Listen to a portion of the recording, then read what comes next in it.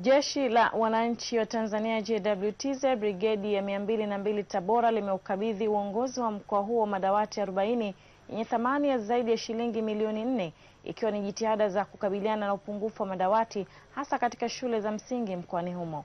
Kaimu kamanda wa brigedi ya 202 KV Tabora Luteni Kanali Mauli Saburi amesema kuwa wameamua kutoa mchango huo wa madawati kwa lengo la kushirikiana na serikali katika kukabiliana na upungufu mkubwa wa madawati uliojitokeza hasa baada ya Rais Magufuli kutangaza elimu bure kwa wanafunzi wa ngazi ya awali, msingi na sekondari. Mwandishi wetu Doto Elias kutoka Tabora ametutumia taarifa ifuatayo. Makabidhiano ya madawati kati ya Jeshi la Wananchi na uongozi wa mkoa wa Tabora yamefanyika katika viwanja vya ofisi ya mkuu wa mkoa.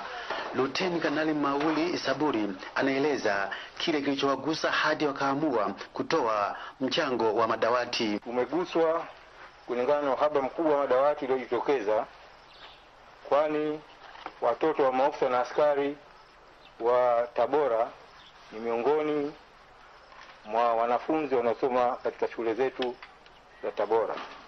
Madawati hayo yametengenezwa kwa kutumia vyuma na kutumia mbao ngumu ili yaweze kutumika kwa kipindi kirefu na yaweze kudumu.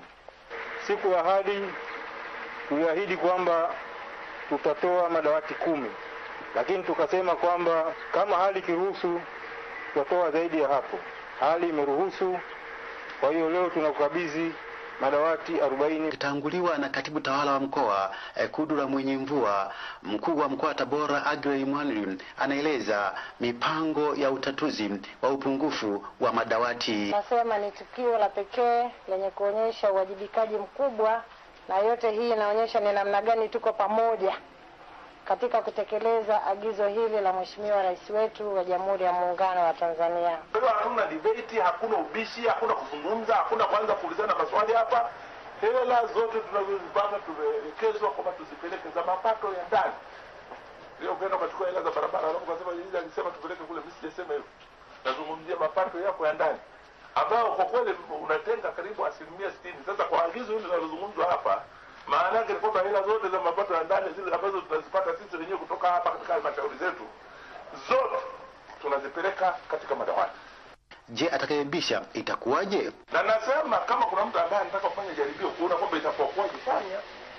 Alafu sisi tutakukuta huko tukikubamiza, alafu watu useme jamani nakufa, tunakwambia ndio tulikuambia hivyo.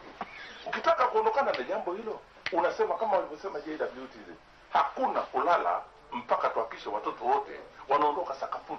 Mkoa wa Tabora una upungufu wa madawati zaidi ya 110,000 kwa shule za msingi, yaliyopo ni 77,080, wakati mahitaji ni zaidi ya madawati 187,000.